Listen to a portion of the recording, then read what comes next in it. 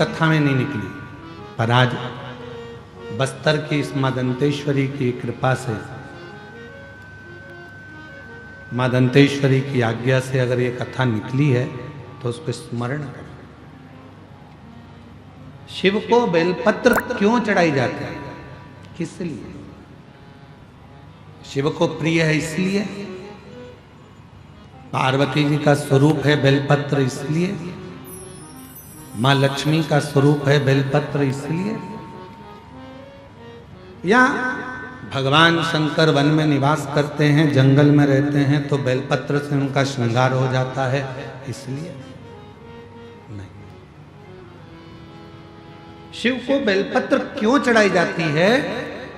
हम जब अपने मन का कोई बात खुद नहीं कह सकते तो ये बेलपत्र को जब हम स्पर्श कर कर हृदय से बाबा को दिल से, भले कुछ मत बोलो, पर आप एक बेलपत्र जब शिव को चढ़ाते हो तो आपकी जगह ये बेलपत्र शंकर भगवान को शिवलिंग पर चढ़ते से ही आपके बारे में कहना प्रारंभ कर देती है कि आपकी मन की दशा क्या,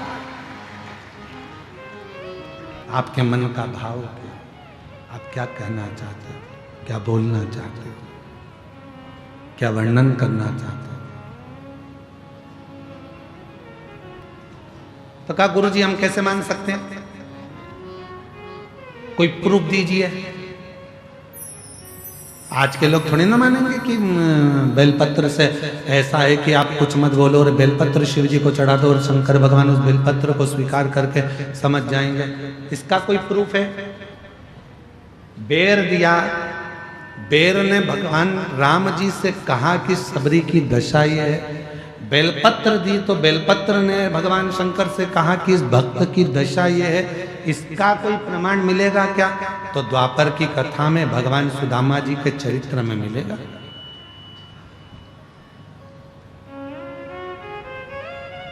कितने लोग हैं जिन्होंने श्रीमद् भागवत सुनी है? जरा हाथ उठाओ तो जरा। जिन्होंने भागवत सुनी, भले टीवी पर सुनी चाहे कहीं पर भी सुनी, सुनी तो है ना, रखो।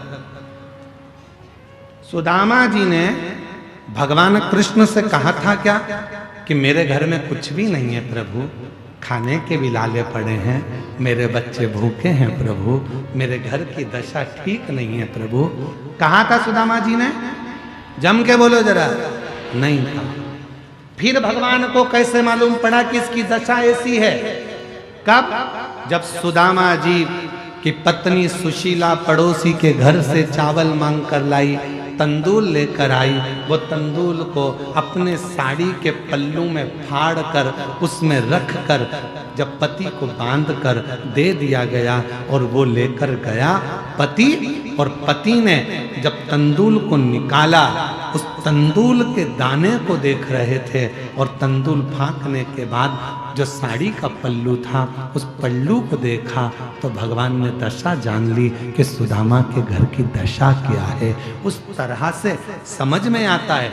एक बेलपत्र जब हम शिव को देते हैं, बाबा हमारे घर की दशा जान जाता है, हमारे मन का भाव पहचान जाता है और बाबा हमारी झोली भर देना चालू कर देता है। दशा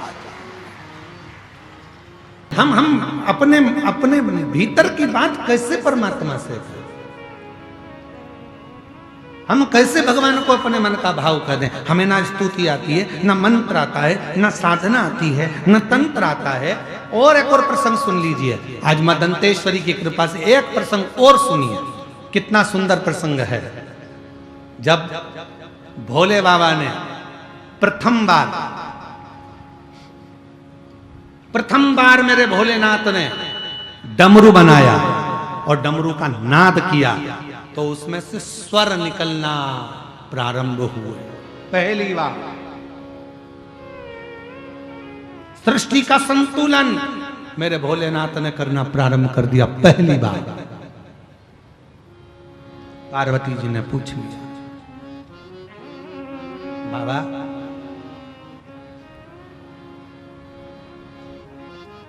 आपने ये डमरू बनाया पृथ्वी का संतुलन करने के लिए और इसको आपने पृथ्वी का संतुलन करने के लिए रखा, इसमें से स्वर निकल रहे हैं, स्वर प्रशित हो रहे हैं। बाबा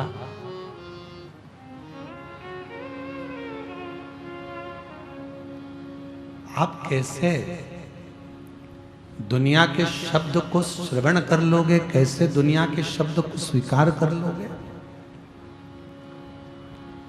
किसके मन में क्या चल रहा है आप कैसे स्वीकार कर सकते हो?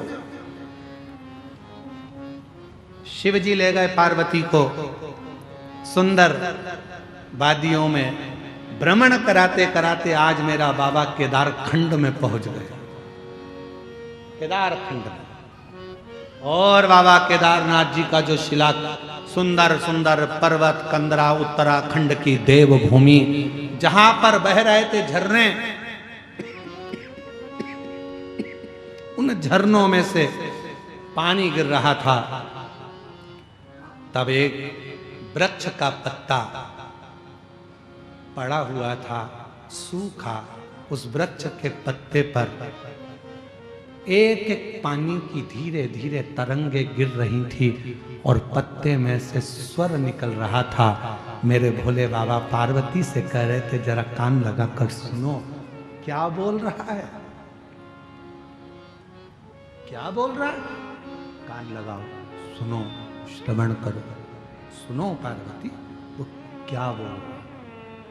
पार्वती को कुछ समझ नहीं आया, पार्वती कुछ समझ नहीं पाई, समझी नहीं मां।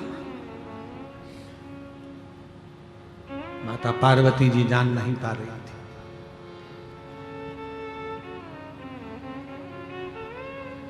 एक एक स्वर पानी की बूंद बता रही थी। तब भगवान देवाधिदेव महादेव ने माता पार्वती से कह दिया, सुनो जगत जननी जगदम्बा अंबा पार्वती, जल की धार व्यक्ति ना बोले, जो जल की धार मुझ पर पड़ती है मैं उस धार से समझ जाता हूं कि गंगा क्या कहना चाहती है, गंगा के शब्द क्या है, गंगा क्या बोलना चाहती है, यमुना क्या कहना चाहती है, सरयू कावेरी मंदाकिनी गोदावरी इंद्रावती ये क्या कहना चाहती है, मैं समझ जाऊं। मेरी जीजियों, मेरे जीजाओं, मेरी बेटियों, मेरे बेटाओं, मेरी माताओं, मेरे बुजुर्ग माता पिता ध्यान रखें, इस चीज के लिए स्मरण में रहे, आप लोगों के ध्यान में रहे। शंभो शंभो शंभो शंभो शंभो।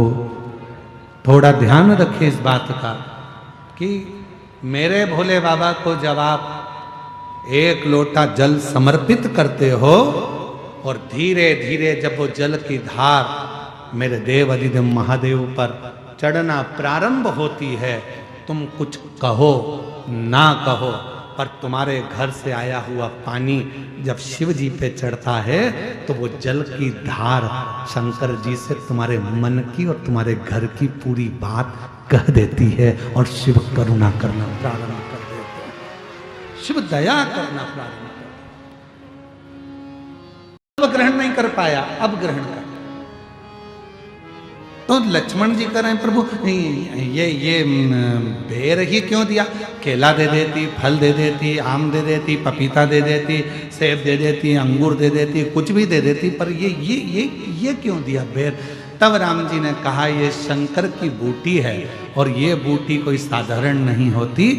आज भी हमारे शास्त्र कहते हैं महाराज, अगर शिवरात्रि के दिन शंकर भगवान पर बेर समर्पित कर कर यदि उस बेर को खाया जाता है तो दमे जैसी बीमारी भी ठीक हो जाती है, श्वास से जुड़ी हुई तकलीफें भी ठीक हो जाती है।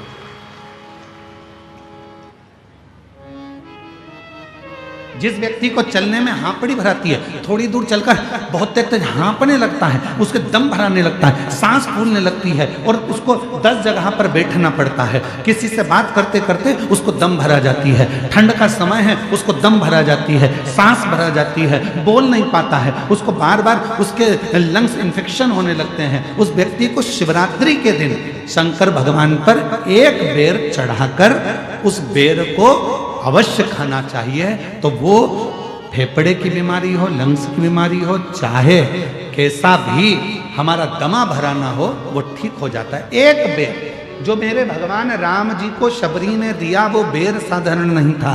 जो माँ पार्वती जी ने शंकर जी को समर्पित किया वो बेर साधारण नहीं था। जो माँ सती जब भगवान शंकर के साथ में कुंभज ऋषि के आश्रम में कथा श्रवण करने के लिए गई और बाबा कुंभज बाबा के आंगन में से एक बेर उनकी आज्ञा से तोड़कर शिव को समर्पित करती हैं और शंकर भगवान को श्री राम जी का दर्शन हो जाता है। वो बेर साधारण नहीं था, वो बेर सहजता का विषय नहीं है।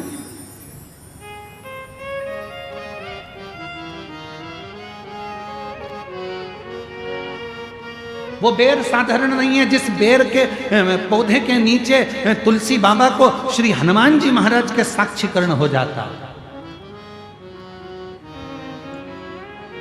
जिस बेर की झाड़ी में भगवान राम के हनुमान जी का दर्शन हो जाता, वो बेर साधारण नहीं। इसको याद है, जरा उत्तर देना। शिव जी को एक लोटा जल नहीं चढ़ा सकते, मत चढ़ाओ। बेलपत्र भी नहीं चढ़ा सकते, मत चढ़ाओ। शंकर के मंदिर में जाकर 3 बार ताली बजा दो, वो भी नहीं कर सकते, दर्शन कर लो। वो भी नहीं कर सकते, हर हर महादेव बोल लो। वो भी नहीं कर सकते तो एक काम करो कि मंदिर के सामने से निकल कर चले जाओ। वो भी नहीं कर सकते तो शंकर जी के मंदिर का शिखर का दर्शन कर लो। बस इतना तो कर सकते हो। उतने में भी मेरा देव अधिदेव महादेव कृपा करना प्रारंभ कर देता है, वो छोड़ता नहीं, उतने में भी कृपा कर देता है। जो शिव जी के मंदिर में 1 लोटा जल चढ़ाने लगता है, जो शंकर जी के मंदिर में झाड़ू पोछा करने लगता है, जो शंकर भगवान का श्री शिवाय नमस्तुभ्यम मंत्र का जप करने लगता है, अपने घर के दरवाजे पर लिख दो श्री शिवाय नमस्तुभ्यम, गाड़ी पर लिख दो श्री शिवाय नमस्तुभ्यम, फैक्ट्री पर लिख दो श्री शिवाय नमस्तुभ्यम। ये सब कुछ भोलेनाथ सब तेरा है। मेरा घर तेरा, गाड़ी तेरी, बंगला तेरा, सब तेरा। ये मन जो है ना, ये बड़ा विचलित है, बहुत जल्दी भटक जाता है, बहुत जल्दी। कथा दिल लगाकर सुन रहे हो, इतने में से कोई निकल कर गया, अभी तक मन था कथा में, जैसे कोई निकल कर गया।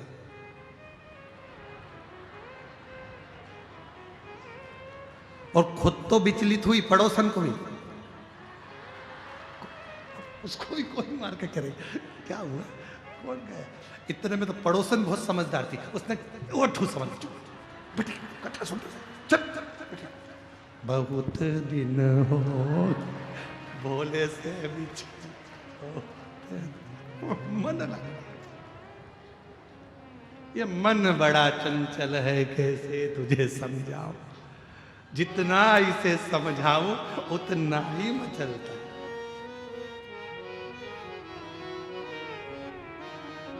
हम भी हमारे दो को बहुत समझा रहे हैं। बहुत दिन हो बहुत भोले से समझना कठिन। छत्तीसगढ़िया सबले बढ़िया, जय जोहार। अब मन पार्वती जी का लग नहीं रहा, ये मन बड़ा विचलित है, लगता बड़ा मुश्किल